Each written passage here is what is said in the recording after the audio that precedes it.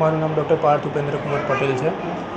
હું અત્યારે MD respiratory medicine એટલે ફેફસાના નિષ્ણાંત ડૉક્ટર તરીકે GK જનરલ હોસ્પિટલમાં પ્રેક્ટિસ કરું છું.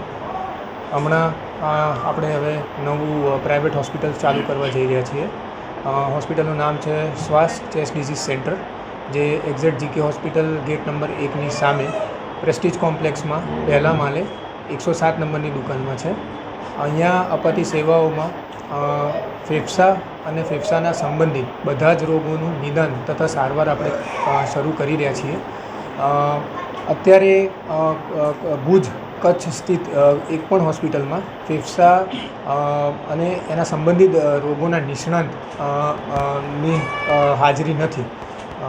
ભુજમાં આ એકમાત્ર સ્થળ હશે કે જેમાં ફૂલ ટાઈમ આપણે MD પલ્મોનરી મેડિસિન એટલે ફેફસાના અને એના જોડાયેલા બધા રોગોની સારવાર આપણે શરૂ કરી રહ્યા છીએ.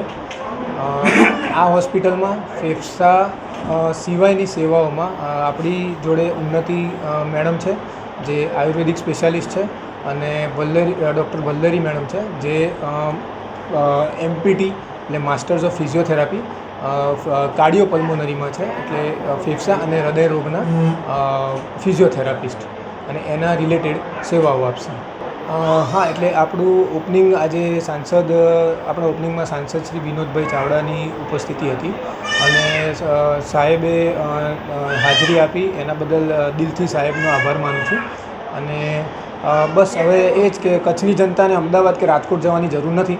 ફેફસા અને એના સંબંધિત બધા જ રોગો જેવા કે દમ, અસ્થમા, TB, ન્યુમોનિયા, ફેફસામાં પાણી ભરાવું, હવા ભરાવી, ફેફસામાં રસી ભરાઈ જવી, ફેફસામાં કેન્સર થયું હોય તો એનું આપણે દૂરબીન વડે, જે એન્ડોસ્કોપી પ્રોસિજર કહેવાય છે, બ્રોન્કોસ્કોપી, થોરેકોસ્કોપી, પછી એલર્જીની બધી જ તપાસ અને સારવાર આપણે અહીંયા જ થઈ જશે. એના માટે અમદાવાદ કે રાજકોટ ધક્કા ખાવાની દર્દીઓને જરૂર નહીં પડે.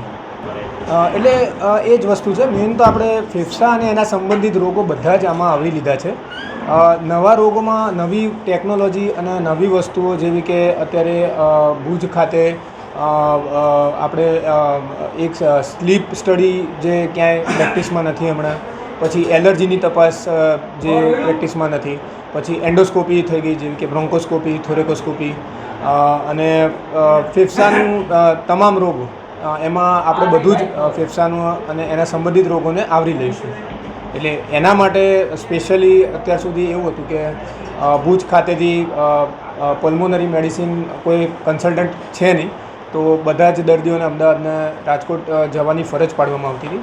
પણ હવે આપણે એ વસ્તુ કરવાની જરૂર નથી. બધી તમામ જાતની નિદાન તથા સારવાર આપણા શ્વાસ ચેસ્ટ ડિઝીઝ સેન્ટરમાં ઉપલબ્ધ છે.